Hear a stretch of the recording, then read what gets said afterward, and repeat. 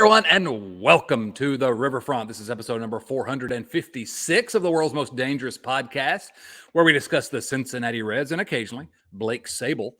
I'm your host, Chad Dotson. With me this week, the Podfather, Bill Lack. Welcome back, Bill. How are you? Hey, thanks for having me back.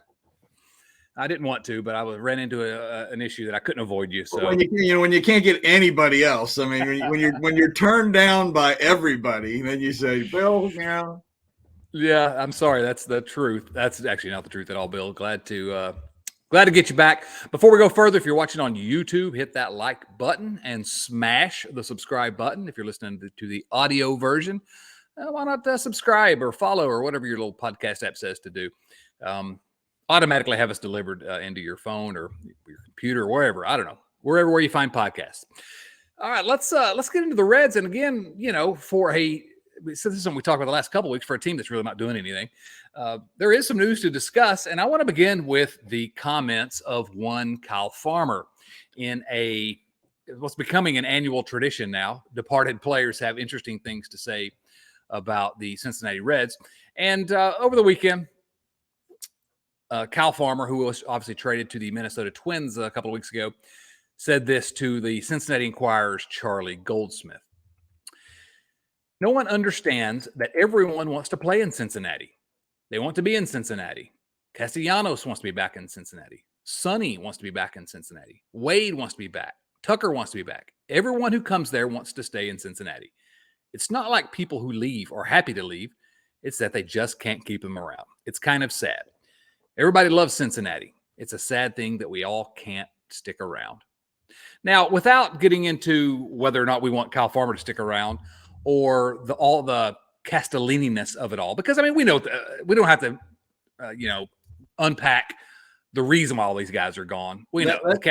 That dead horse has been beat to Exactly. Exactly, yeah. So, but I do want to unpack this idea that what Farmer says, everyone wants to be in Cincinnati. Everybody loves Cincinnati. And I wanted to ask you, is there something to that? And if so, what is it? What would make it a place that players would like to be and that players are happy?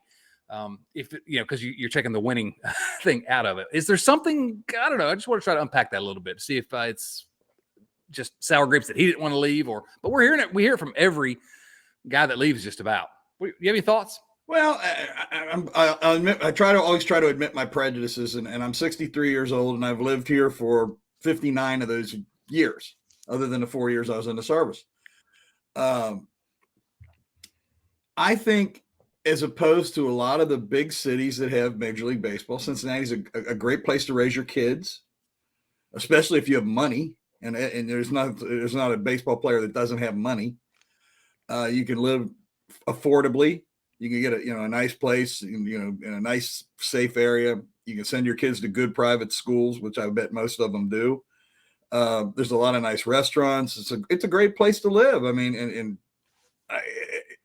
without going after some other cities that I wouldn't want to live in, bigger cities that have Major League Baseball.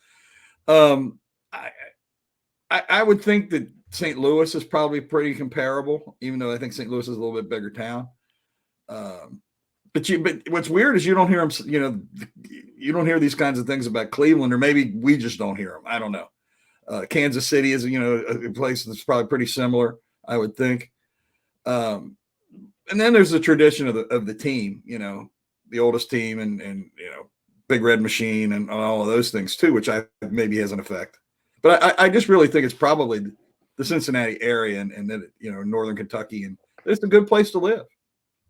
Yeah, and I think that is a big part of it, without question. And it's a different place to live than most other MLB markets in a lot of ways. Also, there's probably something to the fact that, listen, Great American Ballpark is a nice park, good facilities. The fans, frankly, are not, insane. Some are, like me, but I mean, it's not a pressure-packed place to play. There's no chatter all the time on every sports talk network and every podcast and screaming from the stands about why do you suck so much, like you'd get if you were playing in Queens, for example.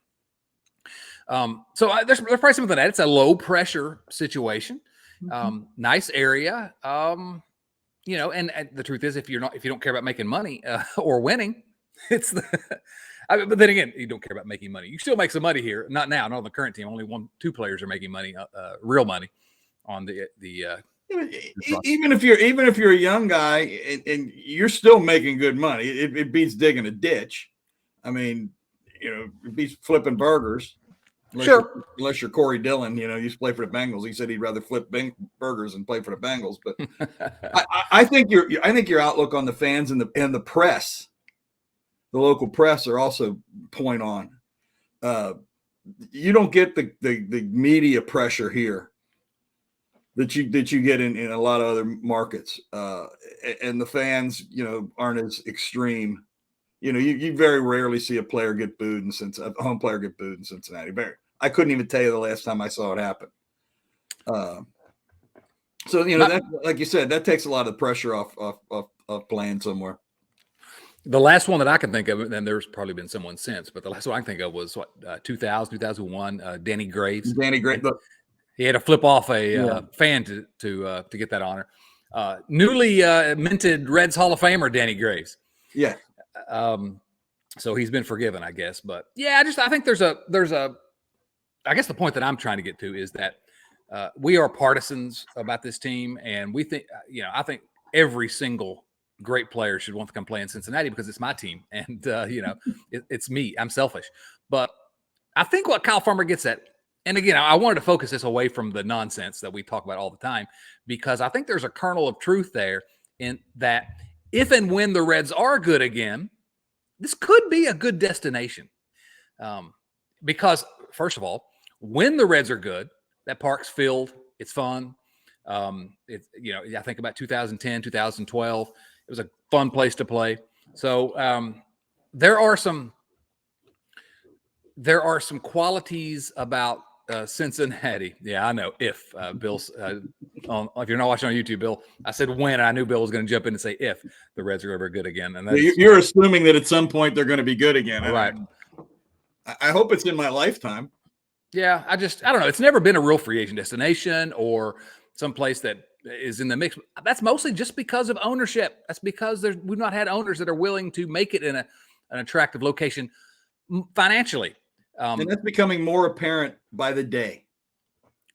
Well, it is. Well, it's extremely apparent. Again, not to bag on Castellini any more than we already have, but we'll do that later. We'll do that later and in future episodes, believe me. But, we've been talking a lot about the San Diego Padres, man. They just keep spending money. They're just trying to spend money. They want to win. And our buddy Joe Farsing, host of the Riverfront Bengals show, you need to go listen to that. They had a good episode, came out today, recording this Thursday. But he said this: the Padres have a similar TV deal to the Reds. This is what he said on our Slack channel. If you're a Patreon, you can get on there and talk nonsense with us. But the Padres have a similar TV deal to the Reds. The Reds actually get $2 million more annually. So both teams get about $110 million a year from national and local TV revenue. Padres don't have a huge national following, and Joe surmises, I would imagine the Reds are more popular nationally than they are. Probably true. And while San Diego is a bigger metro area, they are completely dwarfed by LA 2 hours away. So there's no reason to think they're getting a much larger regional share like Cincy gets from Indianapolis, Louisville, Lexington, Dayton, etc. So why can't Bob/Nick explain how San Diego spent twice as much in payroll in 2022? Literally almost exactly twice as much, and likely that we're spending 3 times as much in 2023. Well, the reason why they can't explain that is they don't have to explain that. What you were just saying a moment ago. Who's going to ask them that question? Yeah. No one.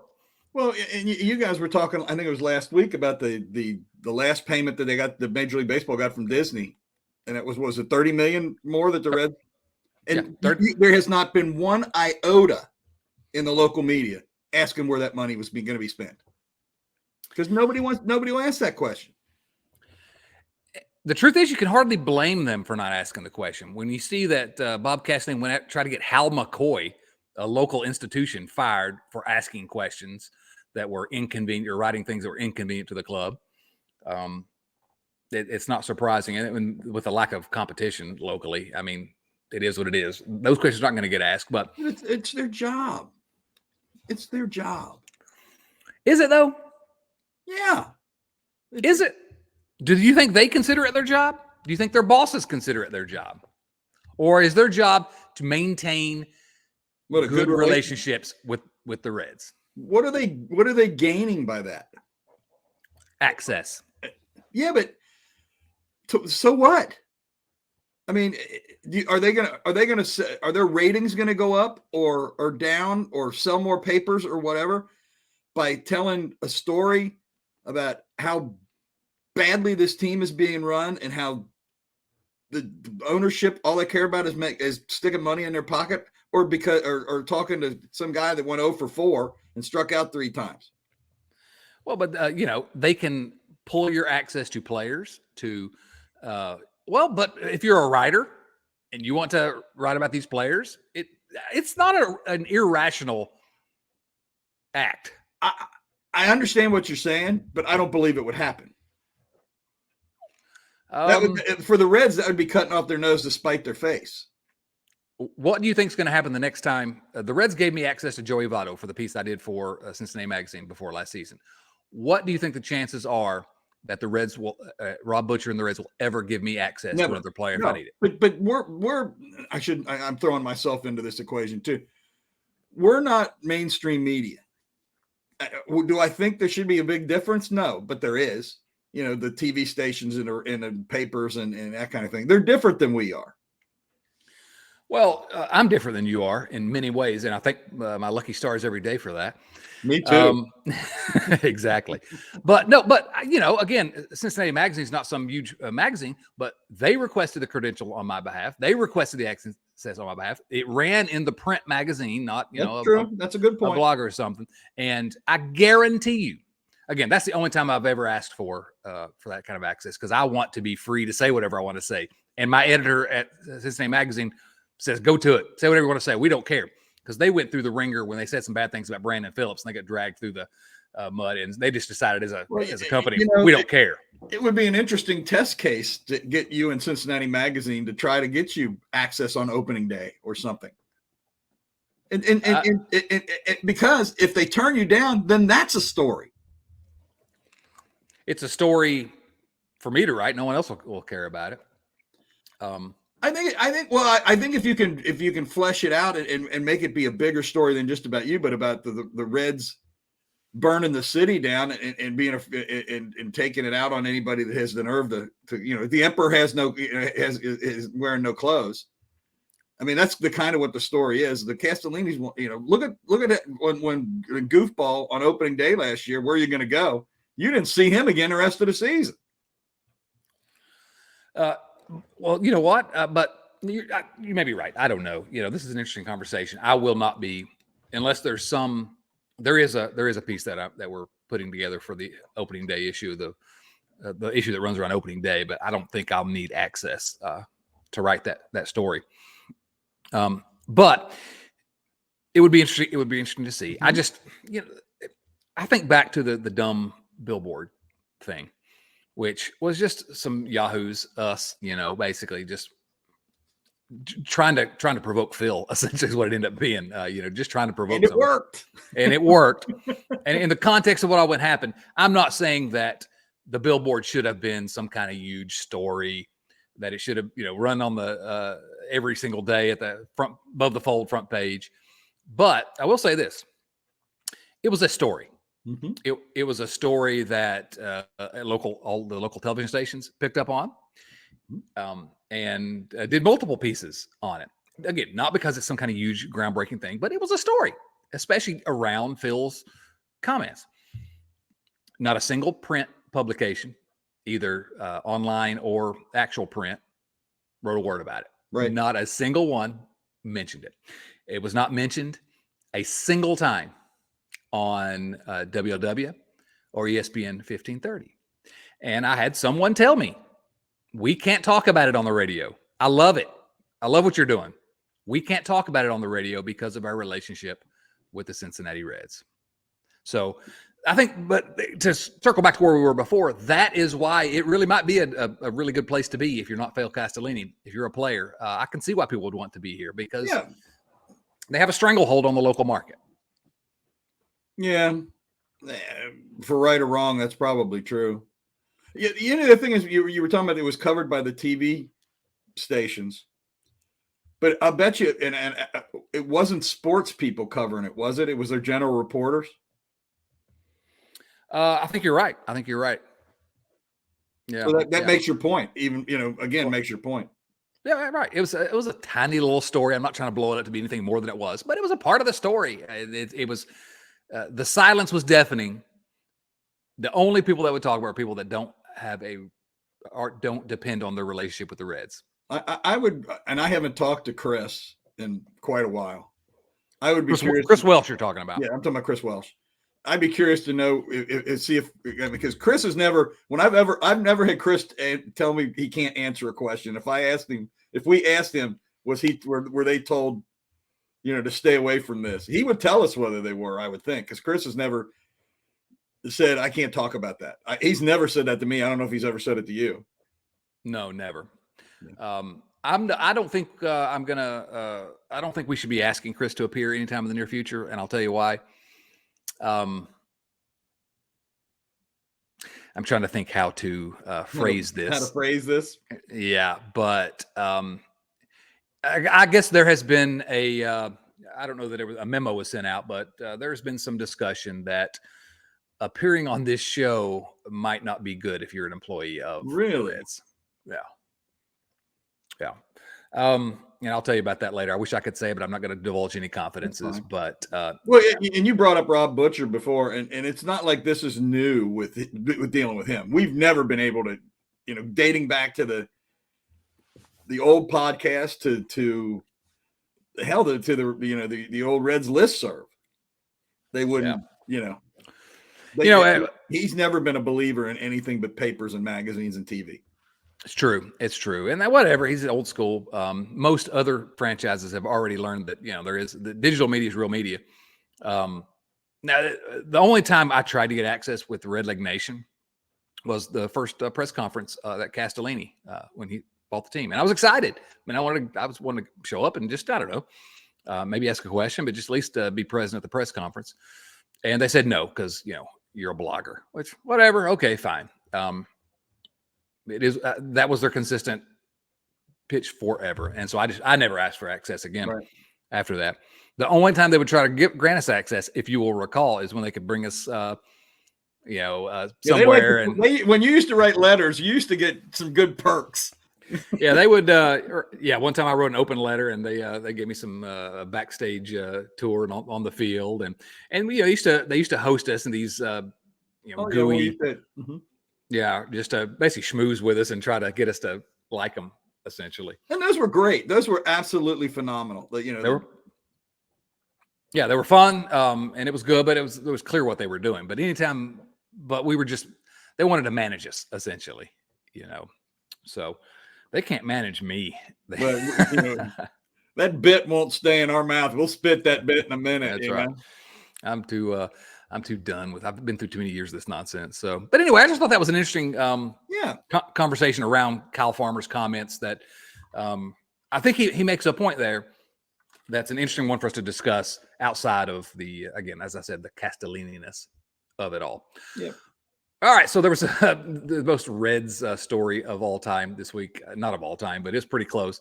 I love this. The Reds selected Blake Sabol in the Rule 5 draft. Blake Sabol was a 7th round pick in 2019 out of USC. And so the Reds, he'd been with the Pirates organization. So when the Rule 5 draft came up, he wasn't on the 40-man roster. He was eligible, and the Reds selected him. Within hours, like an hour or two, the Reds traded him to the Giants for cold, hard cash. I know that almost certainly the Reds weren't going to pick anyone, and the Giants said, hey, I don't think this guy's going to drop to us. Can you pick him? But just the optics of the Reds drafting someone in the Rule 5 draft, having some praise for the guy as being a potential contributor on the big league level that we'll talk about in a moment. But then the Reds turned around almost immediately and traded him for cash considerations. And supposedly a player to be named later, but it just, the optics of it were, got ahead of money, baby. Dollar bills, y'all. I just thought it was hilarious. It's not really a story, but And what's really funny when you think about it, I mean, this guy plays outfield, plays some first base. His numbers are decent. I mean, he's not, a great prospect, but he's a prospect. Reds have no outfield prospects. So they get this guy for free, and then they turn, and they trade him for, I think it's a player to be named later and cash. Yes. And when was the last time a player to be named later was anybody? Oh, this one's probably going to be somebody. I'm guessing, as someone suggested to me on Twitter, it's probably going to be Brandon Crawford, because we need more shortstops. But yeah, I don't know. Just it's hilarious. It made me laugh because it's so Redsy. Not my circus, not my monkeys, baby. It's so Redsy. All right, so there was some other news on the hot stove. Not really the hot stove in Cincinnati. It's sort of a lukewarm stove, but the reports from ESPN were that the Reds are among some teams, including specifically listed were the Dodgers and the Rays and Brewers, interested in Andrew McCutchen. No, I thought that was Lawrence McCutchen. It might have been. McCutchen, of course, is 36. It would have been a lot better if the Reds had got him 10 years ago when he was great. But he was he's still McCutchen-y, and he's better than pretty much anyone else the Reds have in their outfield, as you just noted. So I don't know. There's not much analysis to do here, I don't guess, other than just to note it. Anything you want to add? I don't believe he'll sign with him. I do not believe he will be a Red on opening day. The only way is if every other team says, all right, we'll bring you in, but I can't guarantee you a starting spot. You're going to have to come off the bench. Right. Because I don't know why you would come to a team that's not going to outbid anyone. And only thing they have to offer is playing time. And they can't offer that. Yeah, there's plenty of playing time to go around out in that outfield. I mean, even last year, he wasn't bad. Yeah. No, I'm okay with McCutchen. Again, I'd like to have had him 10 years ago. Yeah. But I'll take him next year. Absolutely. It comes to something I want to talk about a little bit later that I wanted to mention. But if you're not going to, Jason Linden, our friend Jason Linden, wrote this week basically saying, if you're not going to be good, you might as well be interesting. And so, at least he makes the Reds more interesting, even if he doesn't move the needle that much. Like slap shot in hockey. That's what they need. They need exactly players that are characters. Yeah, right. Make it interesting. All right. This week the Reds did sign some players. Very terribly exciting. The Reds have signed catcher Chucky Robinson and right-handed pitcher Jared Solomon to minor league deals and invited them to spring training. Chucky Robinson's back. Bill, I feel so much better. I'm ready for my World Series tickets. It's so exciting, Chucky. Of course, it's a World Series of poker. This team might be better at the World Series of Poker, more competitive. Real quick,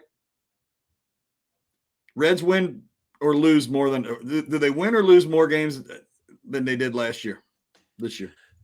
They will not lose 100 games this year. Wow, that's what I said. I don't agree. Well, explain your thoughts, and then I'll tell you why I think the team is absolutely no better. If anything, it's worse. Your pitching may be your starting pitching may be a little better because they're going to mature a little bit, but other than that, I think that the roster is going to be better, and here's why. They were so smacked around by injuries last year. I can't imagine that every single player was out. I'm going to presume that sort of historic, perfect storm of events with an awful beginning of the season, and then that followed up by so many injuries is not going to happen again. And so I don't see them losing any more than 98, 99 games. I mean, the thing is, they don't know when they're going to get Votto back. He's swinging. Kind of. At this point, are we ready to say that India is going to be the player he was 2 years ago? I'm not. The only one I'm confident in is Stevenson being a good ball player. If he can stay healthy. Which I feel pretty good about India. He I hope you're right. He tracked upwards once he got healthy at the end of the season last year. And I don't know. I'm not ready to. I wouldn't bet the ranch on him being as good as he was Right. 2 years ago. But I'm not ready to say that he's definitely not going to be. But he does have to prove himself, no question. Tyler Stevenson has just performed since day one. Right. Every time he's got an opportunity, he's performed. I don't worry about him. His health is all that matters to me. The other thing with Indy is with the rule changes, you don't know how much worse his defense is going to get. It's true. It's true. You don't know. The other thing that we really don't know yet to make this, to really discuss this adequately is you don't really know who's going to be on the Reds roster. Are they going to get another Brandon Drury, somebody like that? That's or a Tommy Pham that wants to rebuild his value or destroy his value, one or the other. You just don't know if there's going to be some of those guys, and then maybe some of those guys work out. But then again, maybe they don't. Maybe they don't work out. What if Drury didn't work out? What if Drury hadn't worked out? What if Tommy Pham was not great? He was awful at the beginning, but he ended up being roughly average in Cincinnati. What if he had just really been awful instead of just roughly average? Then did the Reds lose 110 games, 105 games? So I don't know. There's so many uncertainties. I'm gonna, and maybe this is me just pinning my hopes and dreams on the Reds being a little bit better because I have to talk about them every week. But there is that. Yeah, I don't know. Oh, you're trying to bring me down, Bill. I'm not trying to. It's not me. Blame Nick Krall. What about Johnny Pareda? You ever heard of Johnny Pareda? I had seen that name, but I couldn't tell you why I knew the name. Johnny Pareda. That's not how you pronounce his name, presumably, but it's spelled Jhonny. So I hope and he's another catcher. Yes, the wonderful Mr. Parade. I hope you don't mind me calling you Johnny. He's been with the Boston Red Sox and Giants the last couple of years. He's 26. He is. There's no reason really to spend much time talking about him. He's, minor league depth. He's institutional depth. Yeah, organizational depth. He will be the starting. He will be the starting catcher in Louisville. Right. He and Chucky Robinson will be in Louisville, and they will be up once there's an opening, and there will be an opening at some point in the big leagues. I just hope it's an opening for a backup and not Tyler Stevenson. All right. One thing I wanted to discuss here was, again, I really am trying to stay away from the Castellini Krall stuff, but Nick Krall, who, as we have noted time and again here on the show, is bad at talking. He keeps giving interviews. We cannot encourage him enough. Don't give any more interviews, but he continues to talk. And as the local media does, they're very good at transcribing words, which is sort of their job, just transcribe. And they do that with the Nick Krall because it's entertaining for all involved. In talking about whether they could, add an outfielder or any other offensive upgrades, Nick Krall says this: "We still have some money available." And then he goes, "A little bit of money." "We still have some money available. Yeah, we're going to make some moves." No, he goes, "We still have some money available. A little bit of money." That's good. That's because when he said we have money available, his shot collar went off. Right. Don't you promise them anything? Oh, that was my first thought was when they sold Blake Sabol, for where they got the $12.52 for Blake Sabol. A little more money. They got a little more money now. And this goes back to what I was saying before too. Could you imagine if he'd have made those kind of comments when you'd have been a report, like one of the reporters from the Philadelphia Inquirer or the New York Post? They'd flail the skin off of him. Yeah. Well, the thing is, you couldn't make those. You couldn't have the organizational philosophy the Reds have in a place like that. The owner would be getting flayed every day and would not be able to handle the pressure of it. You couldn't undergo what the tear down process like the Reds have if there were any kind of. We're just rebuilding, Chad. Yeah, I know. And there's no pushback except among dumb podcasts. So, but anyway, we'll keep trying to push back. It's not having much effect, but whatever. It's fun. I'm laughing. I laugh every week. So, all right. We still have some time left on the show, Bill. A little bit. We always do. A little bit of time. Next, about that Krall quote and the Blake Sabol thing comes our first viewer mail question of the day. These questions, of course, come from our friends at patreon.com/riverfrontcincy. That's patreon.com/riverfrontcincy, where you too can support the world's most dangerous podcast. Bill, I have to tell you, we were up in the air about the show, when we're going to be able to record. That's why I wasn't sure. It wasn't because you were the last person I asked. I just wasn't sure what time of the day I'd be available to record because of some things going on. So when I sent the call out for questions on our Patreon, I said, it's me. I don't know who else it's going to be. I knew that it was probably going to be Bill, but I don't know what stiff I can dig up this late in the process. Well, a lot of the answers reflected the fact that they didn't know who it was. And the first one comes from our friend Seth Shaner. Seth says, Chad and the host to be named later. Bill, you're the host to be named later, but you did not come with cash considerations. No, I did not. Even though I'll buy you a beer next time I see you. Well, I'm going to take you up on that. I owe you more than one, no doubt about it, just for you coming on the show. Question is this: is there anything more Reds than to take a usually meaningless Rule 5 pick, have folks like Kyle Bodie say great things about how smart it was? And Kyle Bodie did. He was Blake Sabol was one of the ones that he specifically pointed out was good. And then to sell him off so Bob can redo the bathroom on his yacht. As Chad likes to say, what a time to be alive. Have a great holiday season and go Bengals. P.S. Chris Garber had the tweet of the week in response to Nick Krall saying the Reds have some money available. Chris said, I have some money available too. I'm spending it on the Bengals.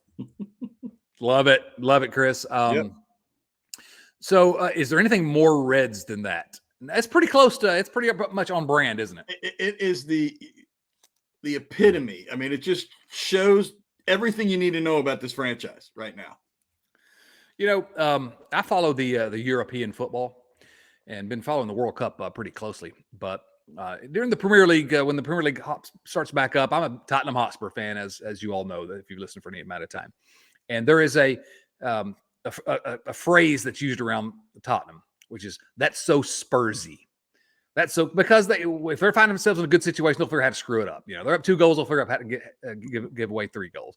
That's so Spursy. If they're leading, and this has happened in recent years, they're leading a chance to win the Premier League, they're going to do something to blow it up in the last couple of weeks and lose. That's so Spursy. And so this question made me think. We need to start using that. That's so Redsy. That's so Redsy. That's so Redsy, because this is, you say, is there anything more Reds? Yes, this is so Redsy. Either that or that's so Castellini. That's so I'm just trying to stop saying that guy's name so much. Castellini.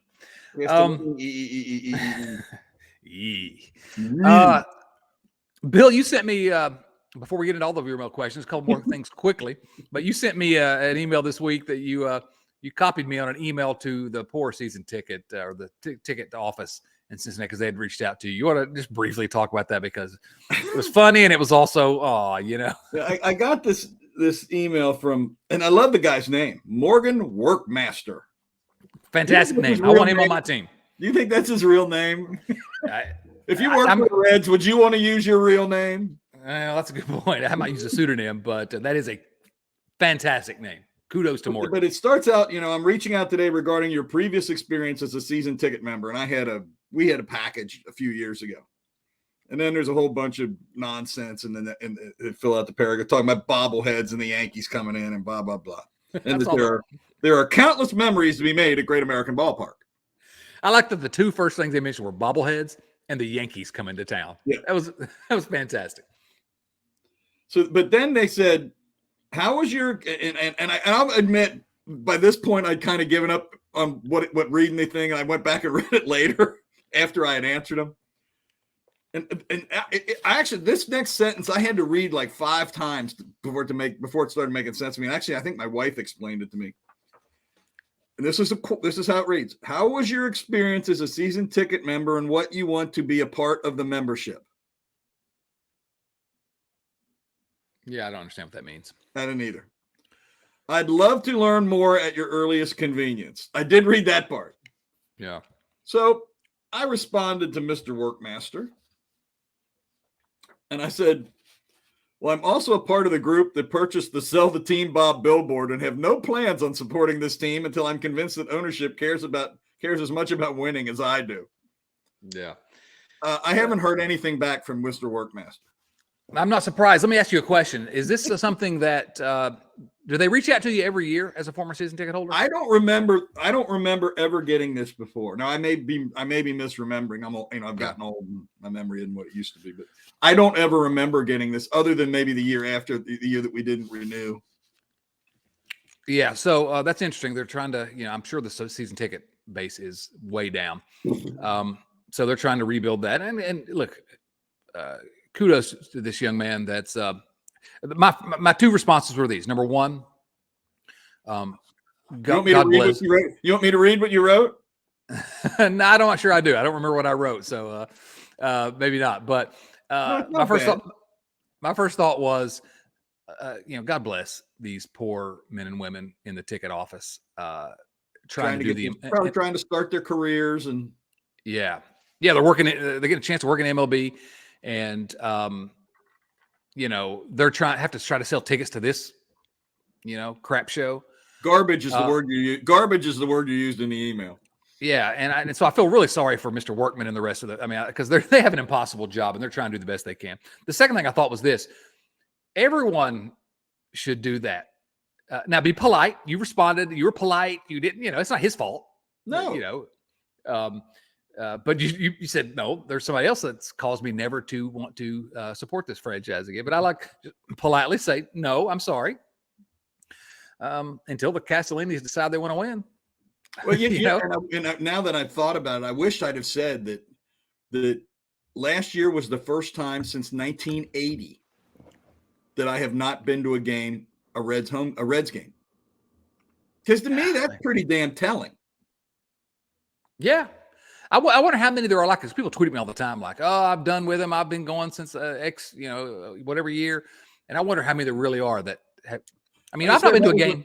I think that was, as far as my memory can remember, that's the first time in 42 years that I haven't been to a Reds game. That is crazy. That's a long time.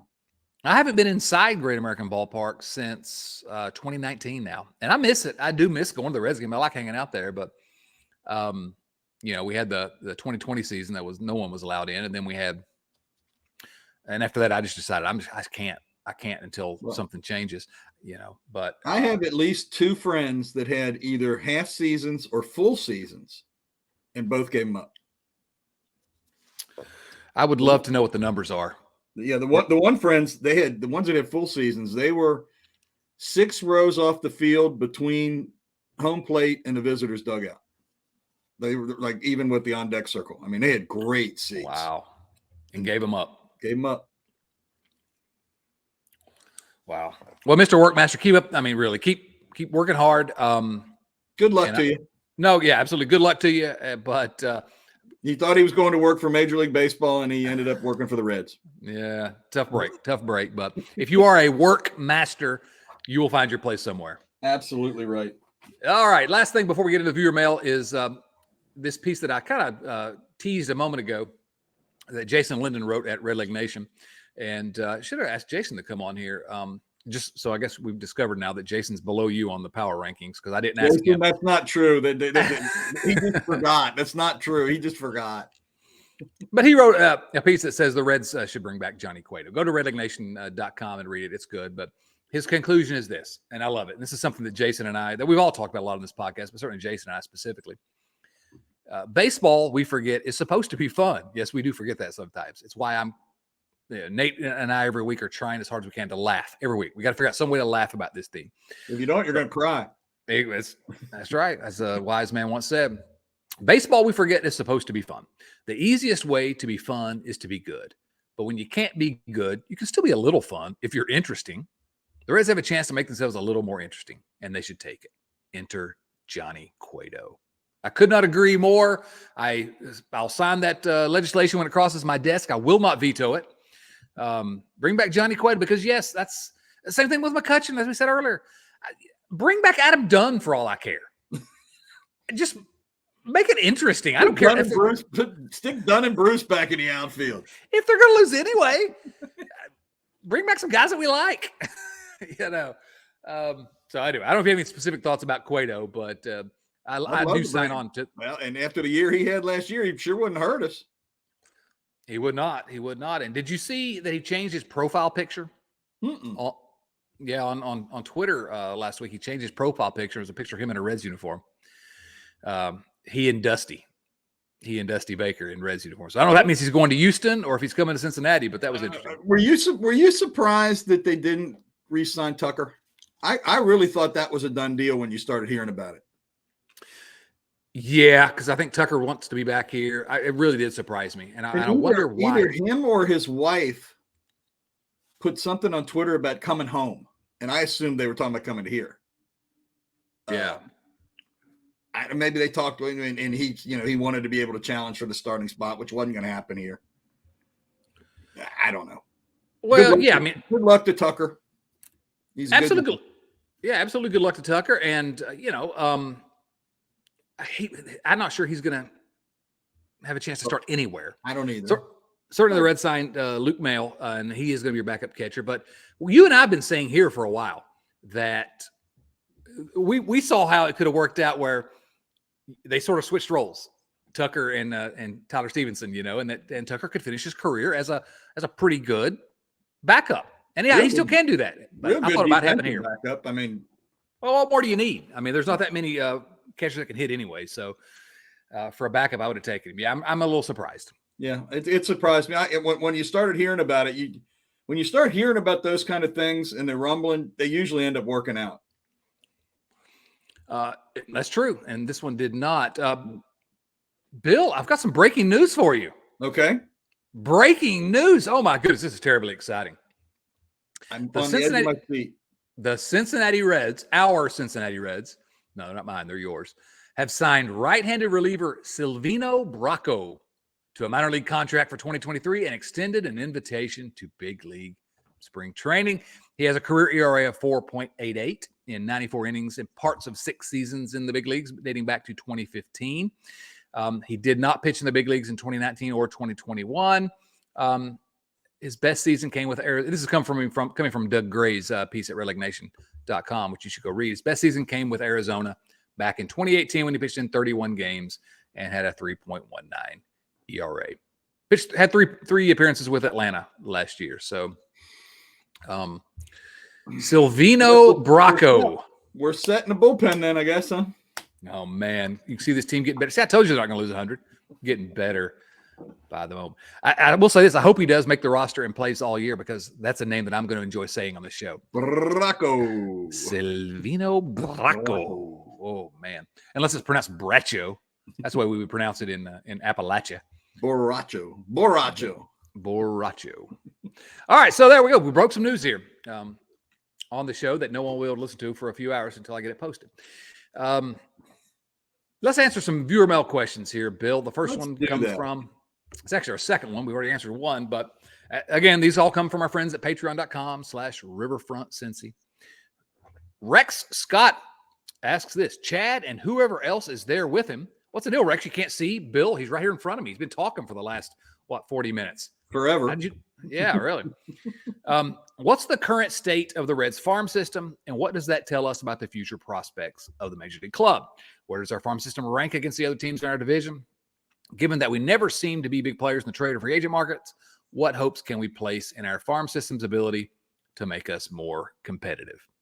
So, I'll sort of briefly answer this one, but I do think this is something that during the offseason we're going to have to unpack as like the topic, the theme of a show, because this is about all we have to be excited about, frankly, right now. But I think that's, you can genuinely be a little bit excited about this portion of the Reds. I'll talk about how I see it playing out, but farm rankings they're what they are. Who knows, but MLB pipeline, they have the Reds farm system ranked as the 4th best in baseball. So better than any of our divisional competitors. And that's good. That's very good. They were before the season. MLB pipeline had them ranked as the 15th best. So, Nick Krall knows what he's doing. We're moving on up like the Jets. Well, yeah. Nick Krall does not know how to talk, but now we have said we got to be intellectually honest here that he did do a pretty good job. If you presume he had to trade everybody, well, at least he got good return on most of them. 1, 2, 3, 4, 5 prospects in the MLB's top 100.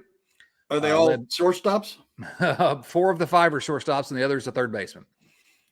Ellie Dillon. There are no outfield prospects that None. light your fire. So there was an article in the Enquirer today or yesterday online where they're talking about prospect for prospect trades.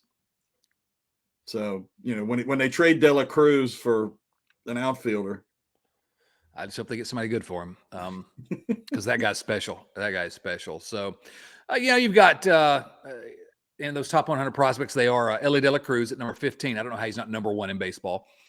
Noel V. Marte, who came over from Seattle in the trade, he's number 18 overall. Edwin Arroyo, shortstop, also came over in that trade at number 55. And then the last two number one, first round draft picks for the Reds, Cam Collier and Matt McLean. So anyway, that's to say that there is an argument the Reds farm system is well regarded. We did not go into the other Redsy news from this week. The lottery draft. The lottery.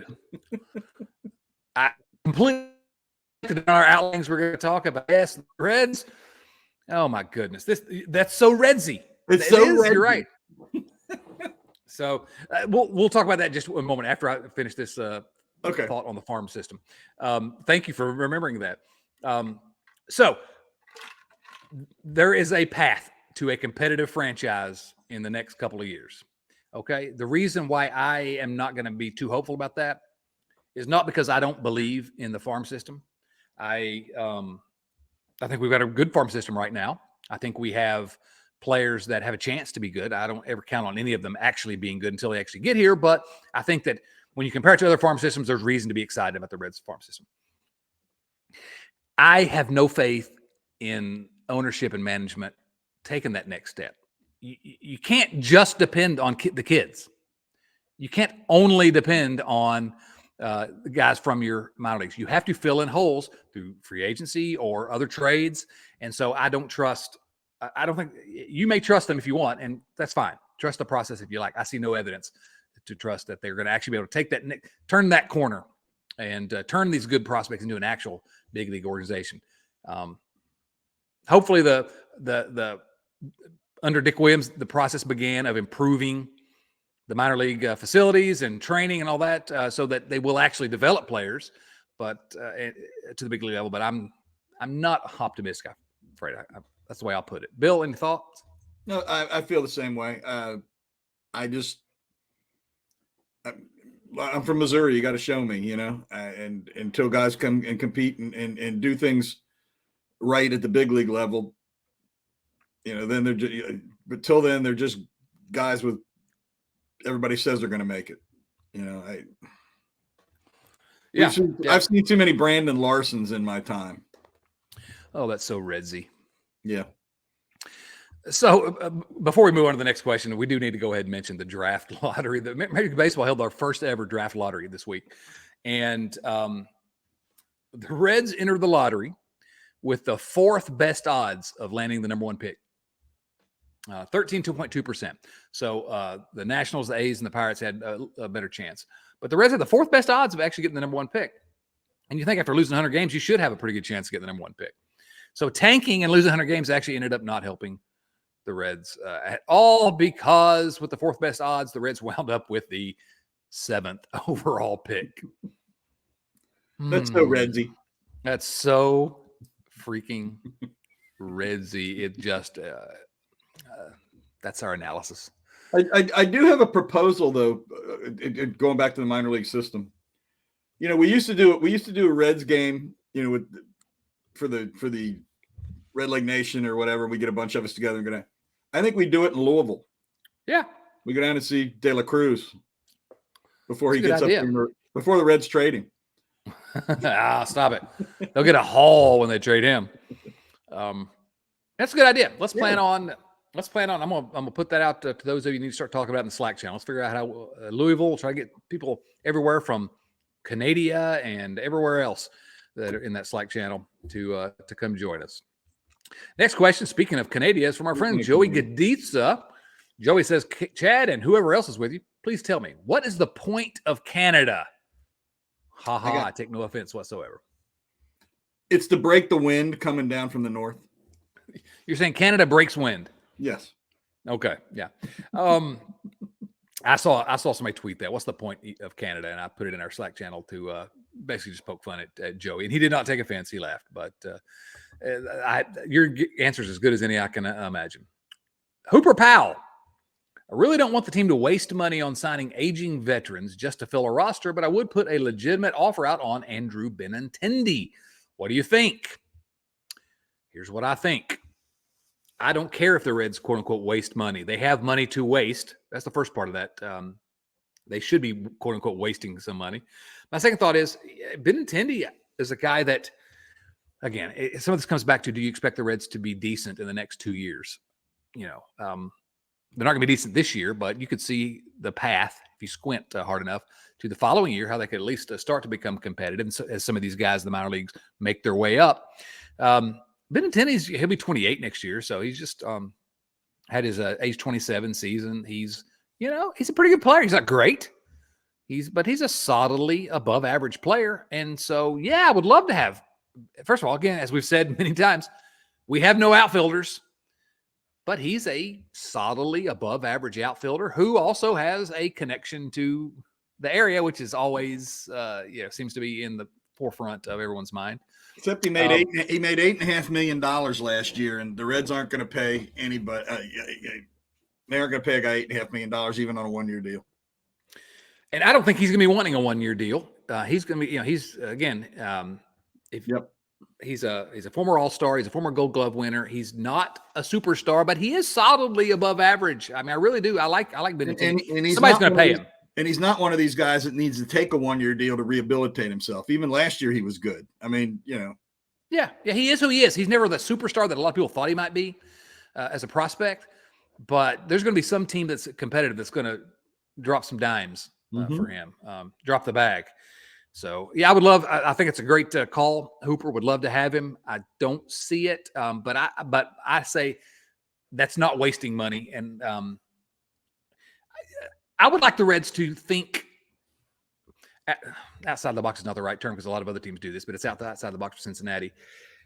The thing they could do to get me back on board quicker than anything else is just sign Tyler Stevenson, buy out a couple of his free agent years, buy out a couple of free agent years of India, maybe. Hunter Green, Nick Lodolo, maybe explore contract negotiations, and then sign a guy like this or two guys like Benintendi to a 5-year deal. Because what that says is, by the end of, at some point in this contract, we're going to be good.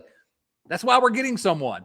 They're not going to do this. They're going to have another cheapo year, and maybe that's the right call where they are, when they are where they are. But it would send a message to yahoos like me that talk that we actually do have some kind of a plan here, and we do expect to see the end of the light at the end of the tunnel at some point. Am I insane, Bill? I don't know the answer to that. No, I agree with you, and you're not going to get anybody in the ballpark to watch a bunch of guys that they've never ever heard of. So at least these guys will help put McCutchen or Bendy. These guys would help you put some butts in the seats. Yeah, it would help our buddy Morgan. Absolutely. Yeah. To sell some tickets. Yeah, but I'm with you, Hooper. I don't see it happening. Next question comes from Jordan Salisbury. Jordan says, "Good day, gentlemen. Chad, you had mentioned your glowing adoration of actor Jason Statham, only the greatest actor in the history of the film medium. He's great," says Jordan. Jordan, you're now my favorite. "And I was wondering if you've seen what, in my opinion, is his best film, Redemption or Hummingbird." The film has different names depending on what country released it. "It is a wonderful film," he says. And I have to say this. I'm a little disappointed, actually, to be forced to say this publicly. But no, I'm looking at the list of Jason Statham movies that I've watched. I've seen 14 Jason Statham movies, Bill. Have you seen 14 Jason Statham movies, or have you seen 0? I've probably seen 1 or 2. Do you keep a database of all the movies you've seen? Letterboxd.com is a service that I use that, yes, I track every movie I watch because I am, frankly, clinically insane.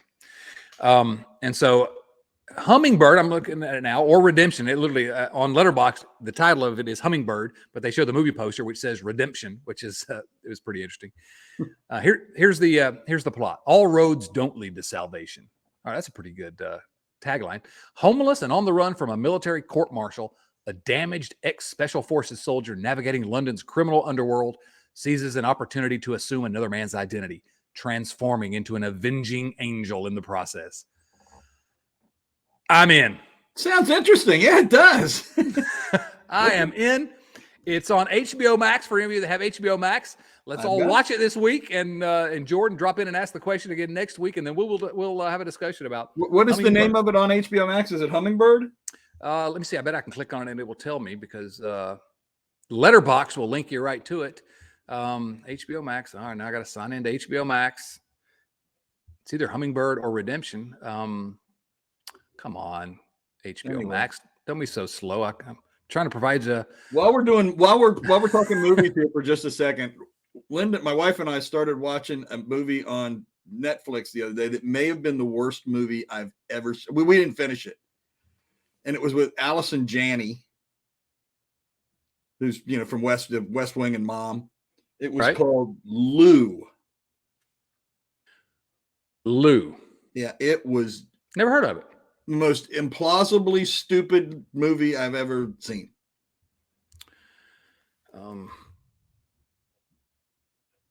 So what was it about?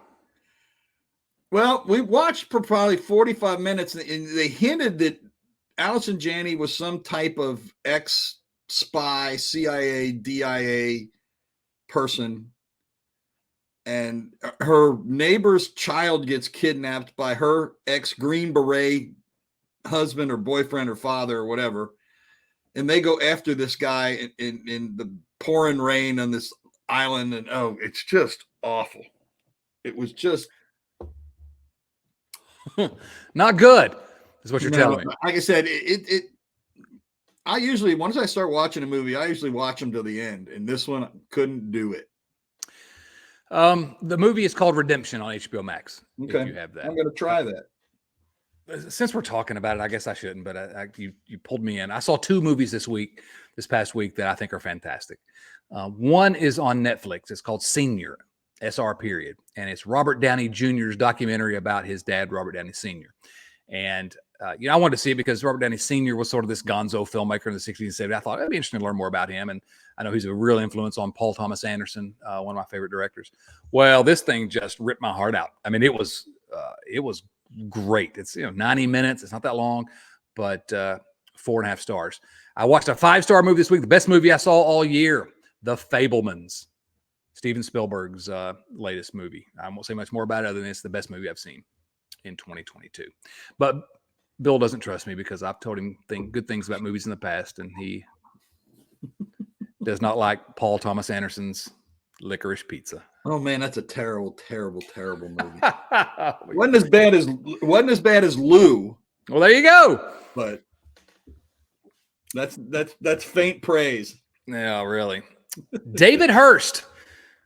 A question that we sort of hinted on a little bit, but I think we can expand a little bit on it more now. Will Tyler Stevens and Jonathan India be wasted by the Reds? I can't remember who brought this up toward the end of the season after the Hall of Talent. Thank you, by the way. Everyone, keep talking about the Hall. I love saying that word and mocking Krall. But with the next decent Reds team more than a few seasons away, will India and Stevenson be in decline by then? I love both players and would love to see them win for the Reds instead of seeing them win with the Dodgers, Mets, or Astros. All right, so two things, then I'll let you jump in, Bill. Number one, keeping them around even if the Reds are bad comes back to the, well, at least they're interesting. They're fun to watch. I like having those guys on the team. I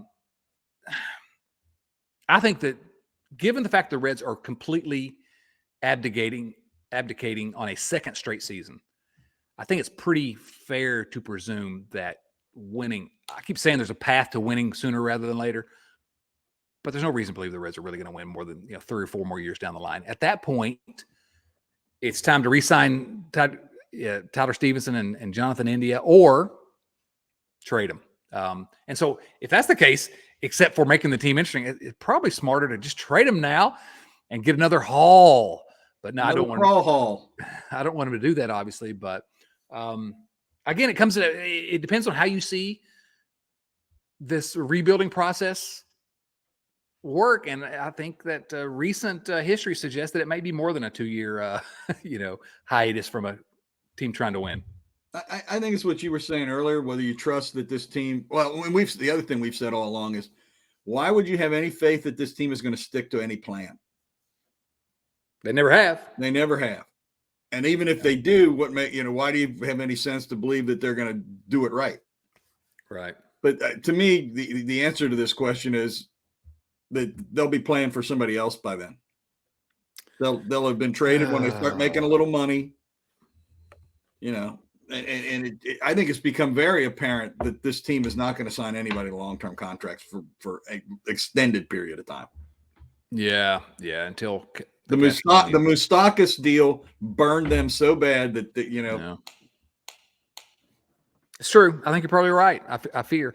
But the way, again, I keep talking about squinting and seeing, I really think there's a real path, but it depends on, you got to have guys like, Noelvi Marte, Ellie De La Cruz. Those guys are going to be in AAA this year. They're not that far away. And so if you see them debuting maybe late this year or on next year's team, and you start to build around them for the year after next, 2024, then maybe that team's not going to be particularly competitive, but it's the 2009 Reds, or maybe they have a chance to be in the 2010 Reds. I think if you peg your plan of quote unquote competitiveness to this current group, all of whom are in double AAA now, making it to the big leagues in the next year or two, and try to build around them, then okay, it's a fun team. But yeah, I don't trust them. What color is the sky in your world, Chad? I know. I talk about them every week. I'm trying to. Since you're bringing up, okay, here's my last trivia question, or my last poll question for you. Does David Bell survive 2023? Not a chance. I don't think so either. Not a chance. Yeah, I don't think so. We'll have to unpack that more later. Well, we have one last viewer mail question. This comes from our friend Rich Thompson. Rich has a poll for us, as a multiple choice question, actually. What's more fun? A, opening Christmas presents. B, opening a box of baseball cards. Or C, opening your inbox each week and reading viewer mail questions. Well, none of those are opening my inbox each week. I guess it has to be in reading viewer mail questions, because that's the only thing that I, the other two are things I really loved doing as a kid: Christmas presents and opening a box of baseball cards. Haven't done those in a while. So I guess it's reading viewer mail questions, but if that's the level of fun I'm expecting, you guys need to come way harder with these questions. You need to make them way more hilarious. Hilarity. Yeah, we need way more, to raise the hilarity meter. All right, Bill, you can answer that, or any final thoughts about anything. Mine would be opening a box of candy. On Christmas. Even better. While reading viewer mail questions. And going and flipping baseball cards. Flipping baseball cards. Ah, man, the dream. Bill, thank you so much for joining us again. This was fun, buddy. Yeah. Hey, we're only like a minute or an hour 3. This may be a record for you and I. I know. I really thought that we would be able to get in under an hour, but that we both know that that's never going to happen. Yeah. All right. Thanks to everyone for listening and supporting the Riverfront. Please remember to subscribe to the show either on YouTube or in your favorite podcast app. Just search for The Riverfront. You can find us on Twitter, Instagram, Facebook. We're everywhere at Riverfront Cincy on all those platforms. And then once again, a huge thank you to our supporters at patreon.com/Riverfront Cincy. I say it every week, and I mean it. This show would literally not be possible without the support of our Patreon family. And we would love for you to come join in our hijinks. Just go to patreon.com/Riverfront Cincy or click the link in the show notes. For Bill Lack and Blake Sabol, this is Chad Dotson saying, so long, everyone.